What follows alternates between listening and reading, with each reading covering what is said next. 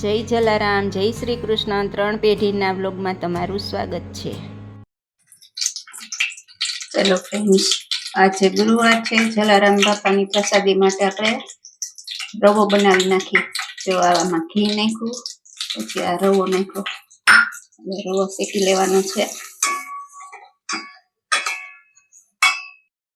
હવે આ રવો બ્રાઉન કલરનો શેકવાનો છે. શેકાઈ ગયો છે રવો. હવે રવો બ્રાઉન કલરનો શેકાઈ ગયો છે. હવે આપણે દૂધ નાખી દેવાનું. પછી ગેસ ધીમો કરી નાખવાનો.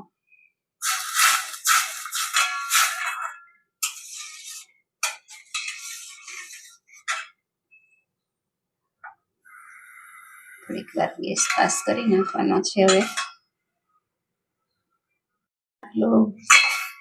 કઠણ થઈ જાય, દૂધ બધું બળી જાય ને એટલે ખાંડ નાખી દેવાની. ધીમા ગેસે થોડીક વાર હલાવવાની.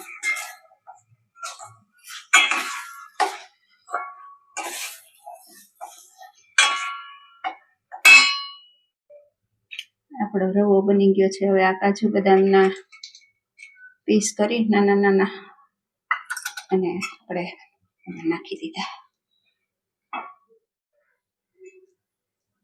કાજુ બદામ આપણે પહેલેથી સુધારીને રાખ્યા હતા, એ નાખી દીધા.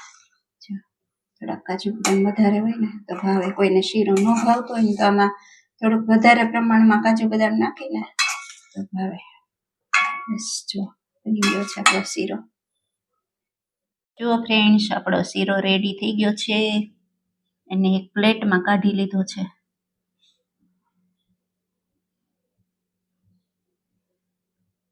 જો ફ્રેન્ડ્સ, આ બાઈએ એના કાના માટે પ્રસાદી કાઢી છે. અમારા ઘરમાં સ્વીટ બને કે બહારથી કોઈ ફ્રૂટ આવે કે ગમે તે આવે એટલે બા એના કાના માટે પહેલા કાઢી લે. બાઈએ જલારામ બાપાનો થાળ ધરી દીધો છે.